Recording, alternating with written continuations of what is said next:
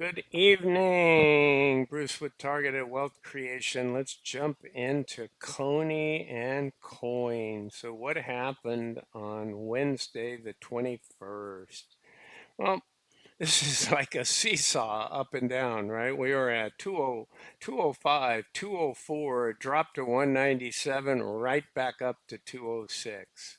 So, and now in the market, I'm seeing things drop off. What do we see? We are seeing 608.15, so down 1.48 from where it went up. We were in almost 62. So it was up in the 61, the high 61s.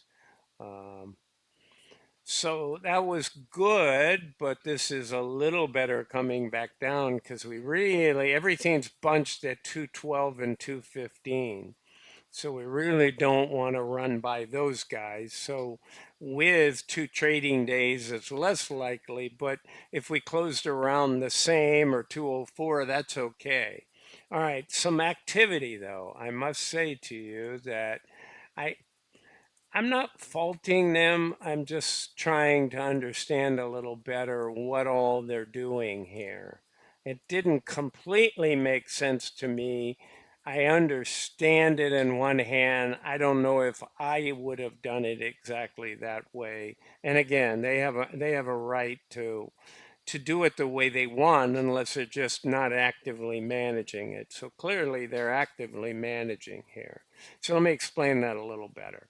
So there were no calls written. There were several selling out and rebuying. So let's walk through that. So these first two were a closing of a synthetic. Why do I know it's a closing? Because when you open a synthetic, you buy the call and you sell short the put. But you do the opposite. So you just have a sell on the call and then a buy to close on the put because you've sold it here and you've bought it here. So to reverse it, you have to reverse those steps. Well, both of them lost us money. However, this is a losing money situation, but it's leaving us with a paper gain. So that's what I'm questioning. I'm questioning not having a synthetic where you have a paper gain, but if the market turns south, then you drop like crazy and then you never had a chance to recognize that gain. And what's happened is they're losing money by writing it because the market's saying, hey, we're giving you a 195 synthetic and this thing's trading at 204, 205, right? And it's trading out till 1018. So that's going to cost you $24. And 10 of it is all just, you're $10 above the 195. And on this one, since you're above it, you're not going to get that much money when you sell a put because you're selling the put at 195. Well, you're $10 above it. So it's not as valuable. If you're at 150 and you sell a 195, you're going to have $45 just automatically you're below, and then another 15, 20, whatever the money value, the time premium. So when you put this on, you lose money, right? Because you have to buy this quantity at 24 and you only sell this quantity. So you take like a $12 million hit, but then you have a $12 million gain over here. But remember, it's a paper gain. So I try and look at it and I say, I didn't have a chance to realize it and the market dropped on me. So uh, if they started out with that call, on the synthetic, that strike price, because you always have two things on a synthetic, you buy a call and you sell a put, and there's different strategies where you go in, below the current strike price, the current price you're at. Other times you go like this, but now we've got three different strike prices. So they kept the 210. Okay, they wrote this new 195, and then we have a quantity of something else. I'll have to go look at it. So I'm going to show you these. Let's see. We have a 200, which we've had for a long time. We have a 210 and we have a 195. So they're evolving over to the 210s and the 195s from a quantity standpoint. You know, that this new 195 has the largest, it has 15,000 contracts. The 210 that we've only been in for a week or so, that has 13,050. They used to have 28, so they took them out of the 210, which is what I showed you, right? And rolled a portion, but they still have they still have 13,050. So they really behave differently, right? The 195 is dollar for dollar when we move up. And the one that's at 210 may only get an 85-cent gain on a dollar move because it's not yet completely up to the strike price. We're at 205 and the strike price is 210. So there's some strategies there, but I'm not sure if I'm buying into the exact strategy. I can't say it's horrible, but I'm saying I don't know that I would have done that. But hey, they're managing the fund. I'm not. All right. And at this point, when you see it on paper, you'll see what I mean. Where we just went up, and let me go and take you through those. So here's our 210. Okay.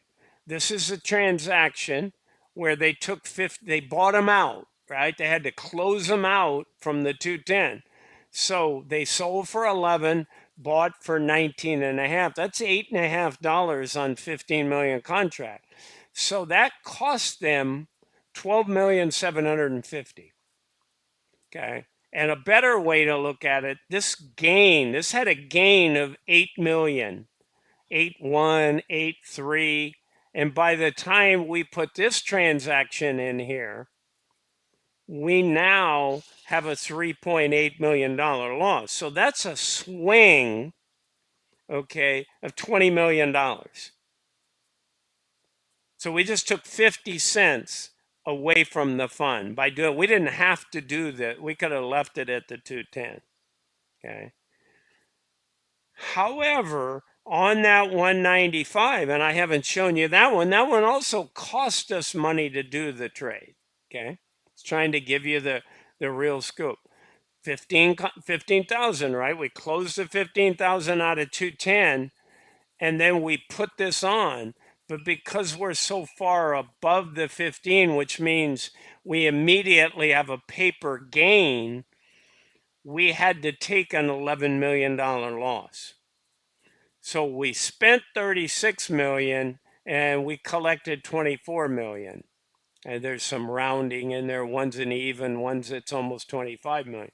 So 11 million 25. So add that to the 20. So we added 31 million over here to our loss. And all I can say now is, hey, let's go over here to holdings. Hey, we got a 12 million total gain in our synthetic. We actually have a 16 million in just that new one, right? Because we're way above 195. So you see what I talk about? But that's a paper gain. If all of a sudden this thing went to 195, that gain evaporates and we have all those other losses regardless. You know, their bet is that we're going to go up a lot and this is going to be worth a lot more because we're at 195 all the way up to 211, 212. We're going to get dollar for dollar. And maybe they're going to end up right. Okay. But if we go the other way, this wasn't a very smart move. So risk and reward. All right, so let me take you through. It didn't change the weeklies because we didn't touch the weeklies, right? There were no further addition to the weeklies. So here we are with 3%, 3 point, whoops, this is not updated, Bruce. Get this to 107. It's not far from this, okay. So we're a little bit closer, but hey, we're only 2 trading days away, right? So, and I would say it's a decent. That's not what I wanted to do. I want 107 for the location. All right. So this is the right 3 and 4% with 2 trading days. Let's see. Okay. I can't, this has been set for quite a while. And when we dropped yesterday on Wednesday, that was pretty good. That really, because I thought, oh, we're going to run right by these guys. All right, let's go back to holdings with a couple other. So here, so now I have three different synthetics. We got a $3 million loss here, got 868. So that's pretty small, 4.4 million, but we got a 16.6. So our net is we have a 12 million gain. And this is what it looks like, right? We went from a 32, but in some fairness, this was only tracking the 210s. This is tracking just the new one. So it's not apples to apples. So until they stay in the new one, the chart doesn't mean that much. All right, so where do we close at? 16.5, 16.48 is fair value. So no issues there, guys. No shares were added. Take that off. This is updated and reflected. Now, yesterday, this dropped under $1 and this was 75 cents. So this thing was like 80 cents. Or sorry, we had captured 80% on Wednesday. Again, I'm becoming a proponent of trade the dang things. When you get an 80% and it's on a Wednesday, take it off the table. Then they could have let this risen and then wrote 7 trading days out Thursday morning and gone into next week and had a much better scenario. This up and down like a yo-yo on the on the weeklies doesn't net them anything. Then it all becomes how it turns out on Friday. So again, they had an opportunity to take it off at 80% yesterday near the close of the day, and they didn't. Okay. This one, I don't think it was 80%. I think it was 0.74, something like that. I have the sheet, so actually I can go look at that. It was 0.74 on the 215. On the 212, what was it? 0.96. So I don't think that was at a place. 69, I probably, that's all right that they didn't take it off.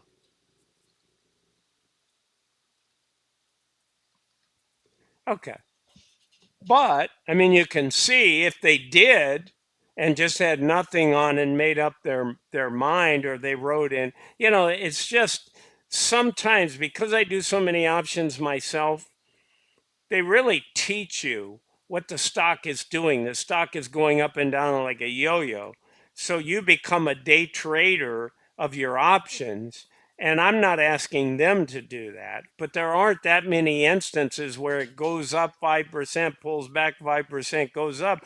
But they ought to take advantage of a few of those. And you talk about they're after a yield. Well, trade it once or twice and you probably can get the same and increased yield. So again, I know that's not how they set up the fund, but there's nothing in there that says they can't do that. Okay. I'm going to do a separate video. Max interviewed Jay Petrocelli, and he went into great depth about where they're going with the new funds. It'll take them a while to retrofit all of the old single stock funds. But what they're doing going forward, they have the eligibility to do it when they wrote the TSMY. So, those of you that don't know, TSMY opened yesterday. That is what do you call it? Taiwan Semiconductor. It's a fabulous fab and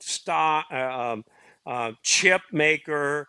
They make 90% of the world's AI chips NVIDIA buys their chips, A&D buys their chips.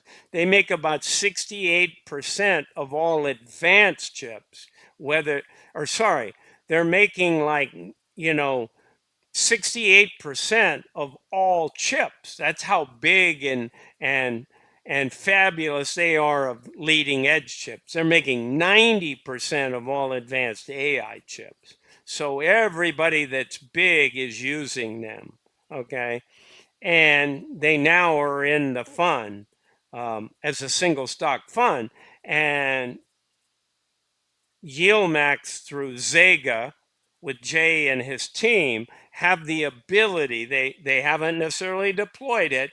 They did a regular synthetic, but they have the ability to do call spreads when they want to change it up.